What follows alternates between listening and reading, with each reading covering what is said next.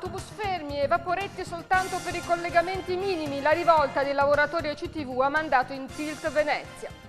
Sequestrati 9 centri massaggio orientali, di cui 6 nel veneziano non erano in regola, scarsa igiene e pratiche in uso non autorizzate.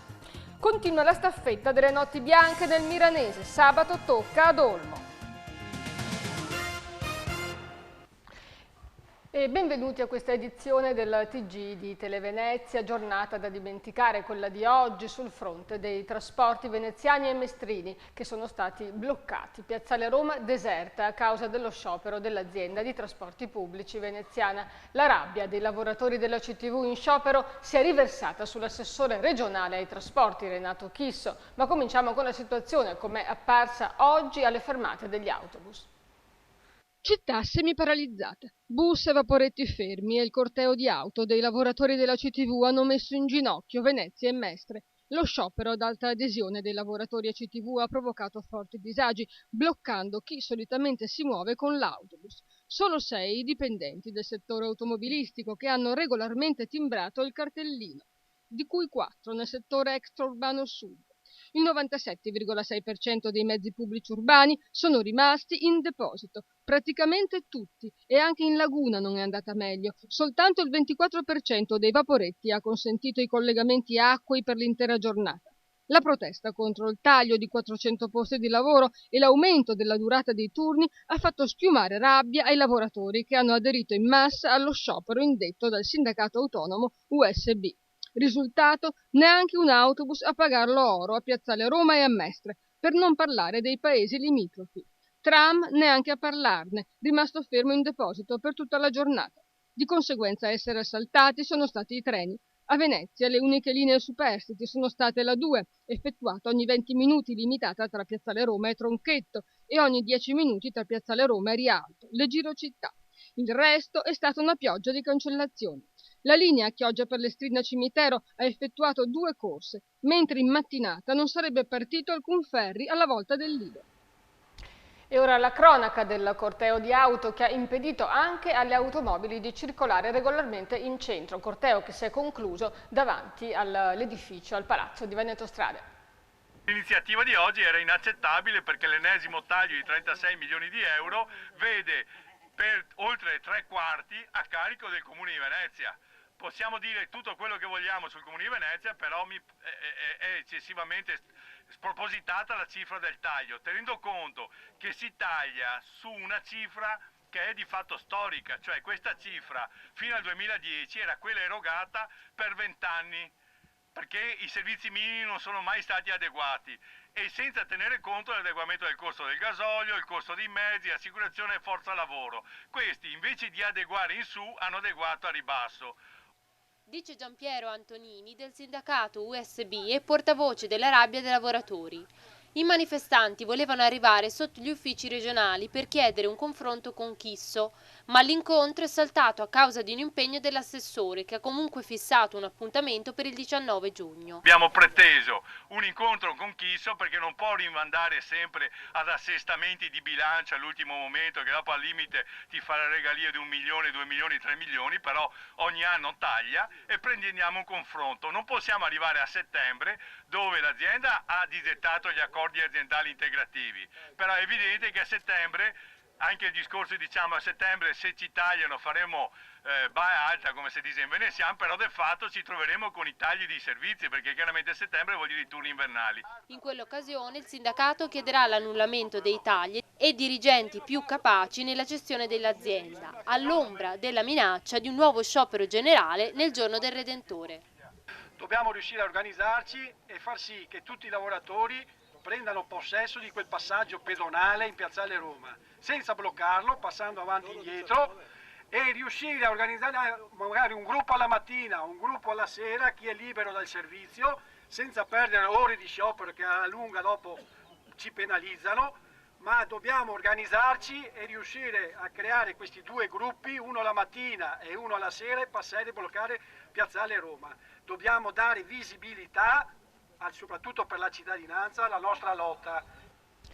E intanto cambiamo argomento, i carabinieri del NAS di Treviso hanno sequestrato 9 centri di massaggi orientali, di cui 2 a Mestre e 4 in provincia di Venezia. 9 centri di massaggio orientali, di cui 8 gestiti da cinesi, per un valore di 1,5 milioni di euro, totalmente abusivi e privi di autorizzazioni e personale adeguato. È stata chiusa nel Trevigiano anche una vasca acquario per la pratica della cosiddetta fish pedicure, contenente piccoli pesci esotici della specie Garra ruffa. Tradizionalmente sono usati nei paesi asiatici ed è una tecnica che non è compresa tra le apparecchiature autorizzate per i trattamenti estetici in Italia. I controlli, che hanno riguardato complessivamente una trentina di strutture tra Treviso, Venezia e Belluno, hanno portato a sanzioni per circa 12.000 euro per violazioni amministrative, per carenze igienico-sanitarie, omessa esposizione di orari, prezzi e autorizzazioni, nonché mancanza della cartellonistica sul divieto di fumo.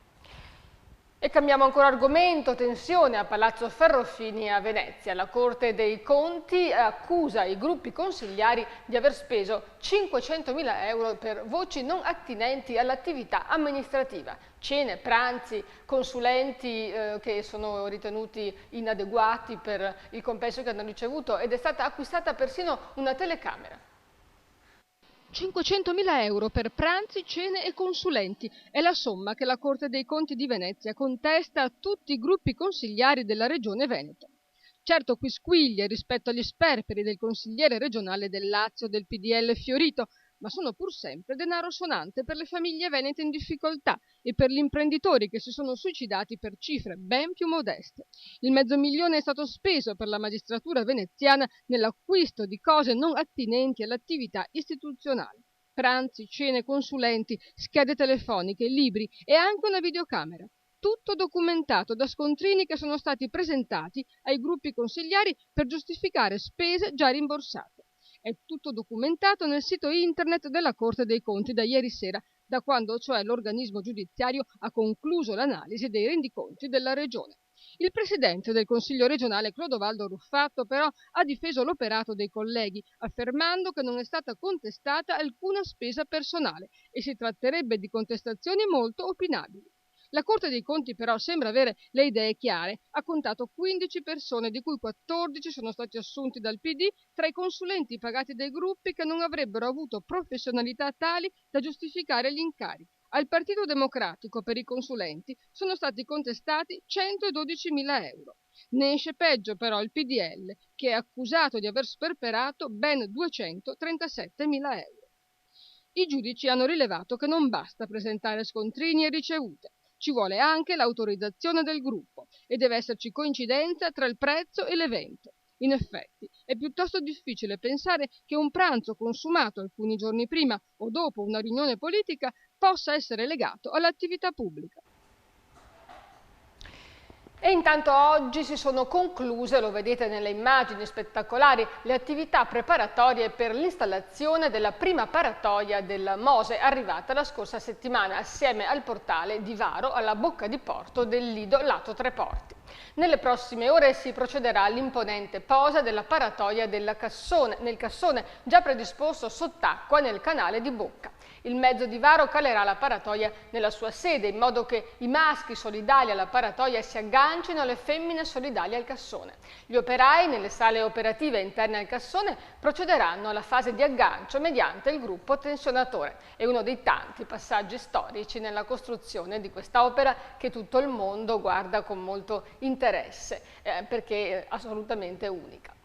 E cambiamo argomento, sono sempre meno i medici disposti all'applicazione della legge 194 sull'aborto nell'USL veneziana, una normativa che appare sempre più soltanto sulla carta. Solo 4 non obiettori su 20 ginecologi in tutta la ASL di Mestre e Venezia. In Veneto l'80% dei medici è obiettore di coscienza, dati che dimostrano come la legge 194, che tutela l'interruzione di gravidanza, non sia veramente applicata. A Mestre Venezia le donne che decidono di ricorrere all'aborto, soprattutto perché la gravidanza mette a rischio la salute della madre e del feto, si trovano quindi di fronte a un muro che nega un diritto per cui il riconoscimento si è tanto lottato. Imperversa intanto la bufera sulla mozione approvata dal Consiglio Comunale a favore dei medici obiettori. La bocciatura arriva sia dalla rete delle donne di Se non ora quando, sia dalla presidente della Commissione Provinciale Pari Opportunità, Maria Elena Tomà, che definiscono la mozione superficiale e fuorviante. E se il consigliere comunale del PD, Gabriele Scaramuzza, corre ai ripari dicendosi pronto a un dibattito serio sulla questione per arrivare a una vera applicazione della legge, per ora la norma nazionale scarica la responsabilità di una scelta difficile e tanto drammatica come l'aborto solo sulle spalle delle donne. E arriva un nuovo allarme via internet, lo spot intelligente. Esiste un mercato in cui c'è la compravendita di chi si collega alla rete e le agenzie pubblicitarie inoltrano reclame mirate acquistando proprio questi campioni, questi nomi attraverso gli indirizzi del PC. Vi è mai capitato di comprare un oggetto in internet in uno dei numerosi siti di vendite online con super sconti, collegarvi al PC il giorno dopo e trovare la stessa pubblicità dell'oggetto acquistato? Beh, sappiate che siete stati venduti, a Big Data per la precisione, il mercato dei nostri alter ego virtuali. Il tutto senza minimamente essere avvisati, perché in realtà non vengono venduti i vostri dati personali, ma la carta d'identità elettronica. Non viene quindi venduto il vostro nome e la vostra identità, ma solamente le abitudini che avete e i vostri movimenti sul PC. E chi vi spia non è altro che il mercato della pubblicità e in modo particolare i data broker, che pedinando i click riescono a sapere tutto di voi. Soprattutto cosa acquistate, cosa mangiate e come vi piace spendere il denaro guadagnato con tanta fatica. Una volta scoperte le vostre abitudini, verrete venduti alle agenzie online di pubblicità che faranno promozioni mirate solamente per voi sui prodotti che più acquistate. Ma non illudetevi, valete poco, da 1 a 1,50 €. Una volta venduti, vi comparirà sul PC o sulla vostra pagina dei social network la pubblicità calzante per le vostre tasche e per i vostri gusti. Non pensate quindi che ciò che vi appare appaia a tutti gli altri utenti. Questo nuovo modo di fare propaganda di prodotti si chiama spot intelligente perché fa risparmiare un sacco di soldi alle agenzie pubblicitarie, facendo una pubblicità mirata al target che consuma quel determinato prodotto. Big Data ha già spopolato negli Stati Uniti, tanto che gli acchiappadati sono perfino quotati in borsa, mentre in Italia è appena arrivato, ma di sicuro è un fenomeno destinato a crescere. E ora le notizie dalla provincia. Incidente verso le 13:20 in via Noalese a Caselle di Santa Maria di Sala a causa di un'uscita autonoma di strada. Una donna è in prognosi riservata, ricoverata in gravi condizioni all'ospedale di Mestre con politraumi. La sua Alfa 147 è finita prima nel fosso che costeggia la regionale, poi contro il terrapieno di un ponte di ingresso a una casa privata all'altezza del civico 296, abbattendone la cordonata e la siepe.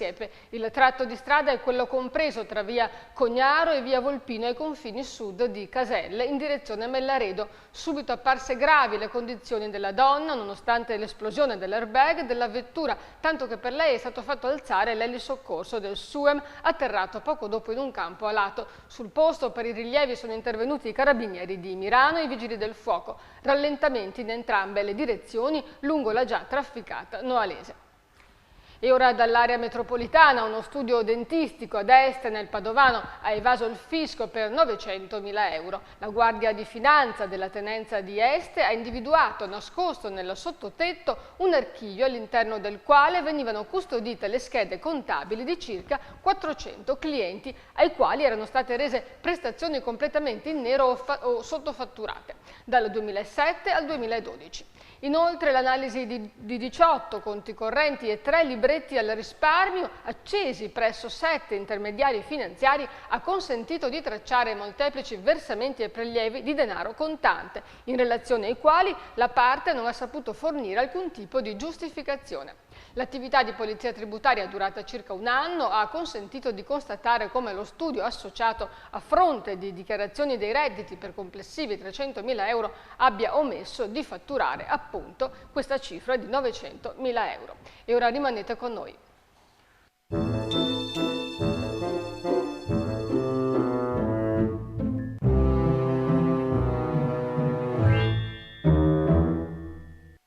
voglia d'estate? Tornano le notti nel Milanese. Le notti bianche che esaudiscono i tuoi desideri. Sabato 15 giugno a Olmo. Vivi con noi la tua estate, con i negozi aperti fino a mezzanotte, i centri storici da visitare, le band dal vivo in ogni angolo della città e poi ancora il gusto della cucina e il buon bere della nostra terra. Il tutto servito con una valanga di offerte speciali. Non perderti lo spettacolo. Sabato 15 giugno ad Olmo. Vivi con noi la tua estate. È un'iniziativa Confcommercio Imprese per l'Italia Milanese e Venezia Opportunità. E ora uno sguardo all'area metropolitana con notizie brevi dalle province di Padova, Treviso e Venezia. Tra le altre cose parleremo di ricette elettroniche, di ZTL e di plateatici. Via libera alle panchine nelle gelaterie e nelle pizzerie al taglio. La Giunta Iesolana dà la possibilità alle imprese artigiane del settore alimentare di posizionare all'esterno le cosiddette strutture di cortesia, 2 panche al massimo ma niente sedie o sgabelli. Anche Portogruaro avrà la sua ZTL. Erano 10 anni che il piano del traffico lo prevedeva, ma la pedonalizzazione non era mai iniziata. Il comune ha optato per una ZTL soft che riguarda per ora solo metà di Via Martiri e che non sarà attiva durante le ore notturne. Parte da Treviso la sperimentazione della ricetta elettronica. L'ULS 9 è l'ente capofila scelto per l'avvio della cosiddetta ricetta dematerializzata. Spariranno le ricette rosse che costano 45 centesimi a foglio e che vengono fornite dalla Zecca dello Stato. Cancellato dopo 30 anni il tradizionale appuntamento col cinema all'aperto in Villa Bolasco a Castelfranco. Mancando la collaborazione del comune, la Proloco che organizza l'evento ha deciso di sospendere la programmazione. Spiacerà ai 5.000 affezionati spettatori. La contraffazione nel mirino della Polizia Municipale di Padova. Da Roma sono arrivati 80.000 euro che permetteranno di avviare un'azione capillare di contrasto e investigazione. Contro i professionisti del commercio abusivo scenderanno in campo 70 agenti. Impennata di furti negli 11 comuni del Campo Sampierese, nel 2012 sono stati 1.725, ovvero più 163% rispetto al 2011. Diminuite invece le rapine. Il comune con più furti in casa è Trebaseleghe, mentre a Campo Sampiero i ladri preferiscono gli esercizi commerciali. Grazie Margherita Beato, e tutto è pronto a Olmo di Martellago per la Notte Bianca di domani sera. Ci sarà tanta musica rock dal vivo e un inedito percorso gastronomico con specialità da gourmet. Una buona occasione anche per scoprire luoghi poco noti della nostra provincia. Per una notte Olmo sarà la regina del divertimento. L'ora X scatterà alle 20:30 di sabato 15 giugno, quando le vie del centro si trasformeranno in un mega palcoscenico a cielo aperto. Ci sarà tanta musica dal vivo, il rock dei Takabanda e la tribute band dei Rem. Gli amanti del ballo potranno scatenarsi con ritmi latini, dance o country. Gli appassionati di auto potranno invece godersi le mitiche 500. Gli sportivi partecipare a uno spassoso torneo di calcio saponato e i bambini avranno di che divertirsi con svariati giochi ed animazioni. I negozi rimarranno aperti fino a mezzanotte e ci si potrà togliere diversi sfizi, magari assaggiando le specialità offerte da un mini tour gastronomico attraverso bar, ristoranti, pizzerie e gelaterie. Da non dimenticare poi di compilare la cartolina per partecipare al concorso organizzato da Confcommercio. Vinci e divertiti con le notti nel Milanese. In palio buoni acquisti fino a 600 euro. La Notte Bianca di Olmo sarà anche una bella occasione per scoprire questo angolo di provincia veneziana, molto vicino a Mestre. La notte sarà calda e stellata, la vera estate sta per cominciare. E ora andiamo negli studi di Radio Venezia per la consueta rubrica del venerdì, lo Zoom del Gazzettino, in cui analizziamo le notizie della settimana con un giornalista del Gazzettino. Vediamo.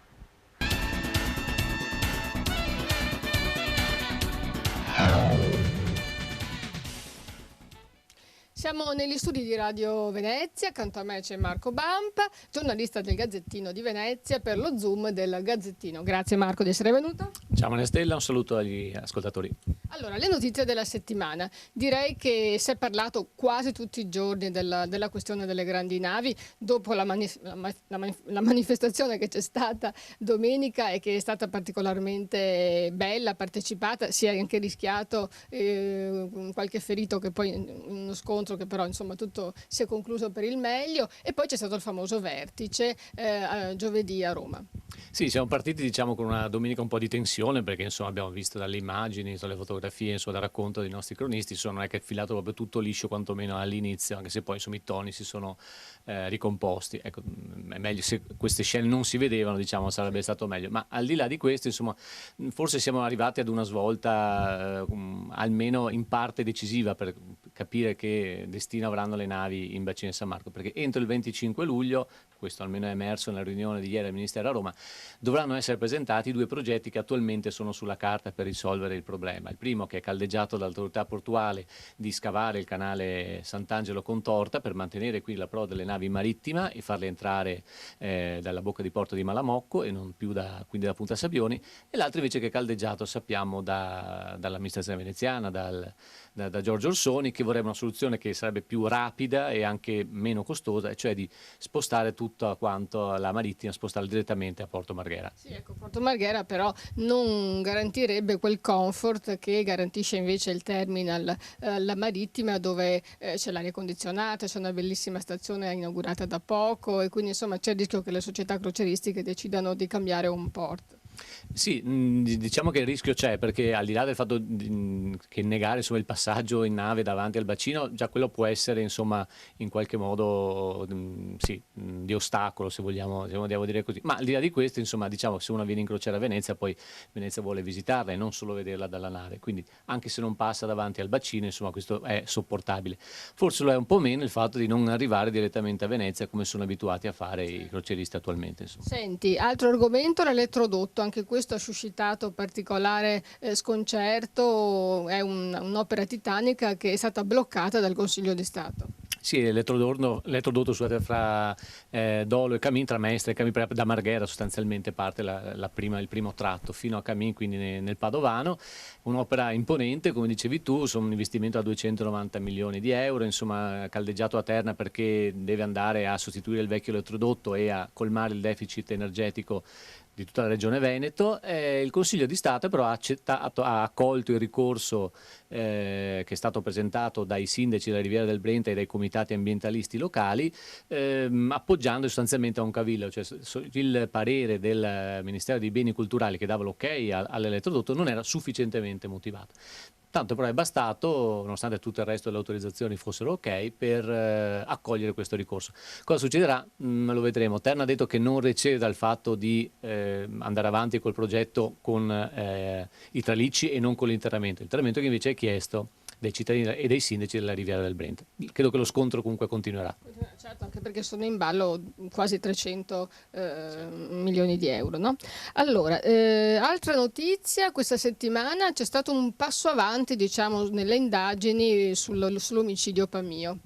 Sì, diciamo che anche lì parla di una svolta, forse è un po' presto, però diciamo che la principale l'unica accusata, indagata, che è un'infermiera, diciamo che è la vicina di casa di Lida Pamio, si è sottoposta al test del DNA, proprio perché ha voluto, così, almeno secondo quello che sostiene, dimostrare o agevolare il compito degli investigatori e dimostrare così la sua innocenza, cosa che è stata ribadita fin dall'inizio dal suo avvocato. Staremo a vedere, perché è un'inchiesta molto difficile, molto lunga, molto complessa, ci sono pochissime le prove a cui possono agganciarsi sugli inquirenti. Quella del DNA evidentemente è dirimente, insomma, ecco. Quindi... Sì, Comunque è strano, insomma, cioè, che una vecchietta possa morire così senza che, cioè, voglio dire, si sono scoperti assassini efferati e anche molto più diabolici, e una cosa così banale come questo omicidio, che è evidente che è stato un omicidio così d'impeto, no? Non si riesca a risolvere. Vabbè. Senti, parliamo di belle cose, di belle notizie. Con €1 un signore con un gratta e vinci ha guadagnato ben 700.000 euro. Sì, questo era un Win for Life, che è uno dei primi giochi a rendita cosiddetti che era stato inventato dalla Sisal.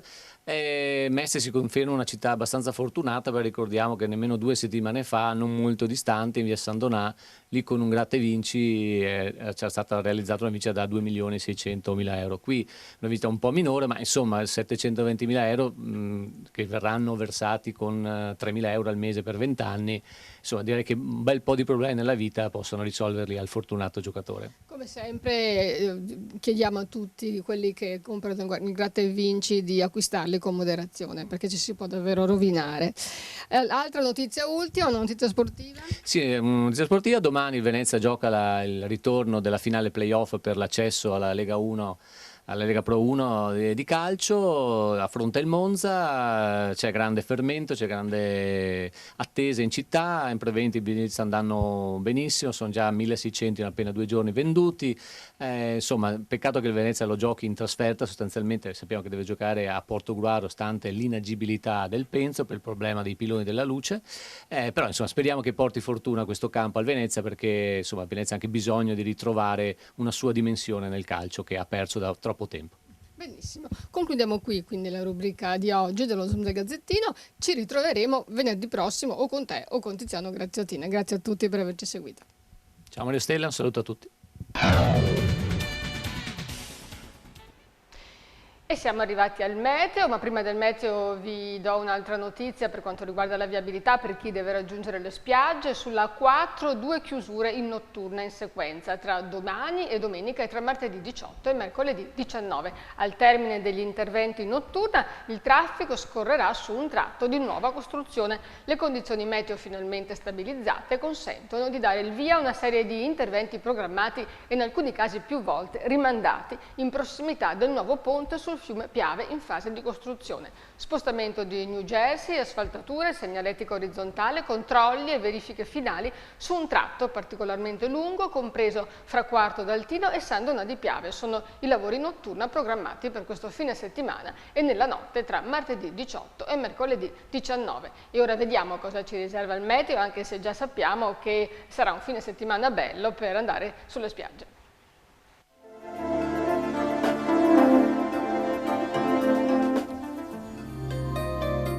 Ondata di caldo africano con picchi oltre i 30 gradi. Sabato 15 giugno, cielo sereno o poco nuvoloso, brezza sulla costa, temperature in aumento e molto sopra la media, mare calmo. Domenica 16 giugno, sereno e soleggiato, livelli termici senza variazioni, mare calmo. Lunedì 17 giugno, cielo sereno e caldo, minime e massime invariate, molto sopra la media. Martedì 18 giugno, soleggiato e caldo umido, valori compresi fra i 19 e i 31 gradi. La marea di sabato 15 giugno è normale, la massima alle 16:30 60 cm, la minima alle 9 meno 5 cm. E siamo al termine del nostro notiziario, vi ricordiamo come sempre il nostro concorso per chi si inventa un lavoro nuovo o una nuova attività. Può chiamare marketing@televenezia.it o lo 041 93 15 14 e ci sarà un sorteggio e l'estrazione di un premio del valore di 1.000 euro. Grazie per averci seguito, per averci scelti e buon proseguimento, buona serata e buon fine settimana.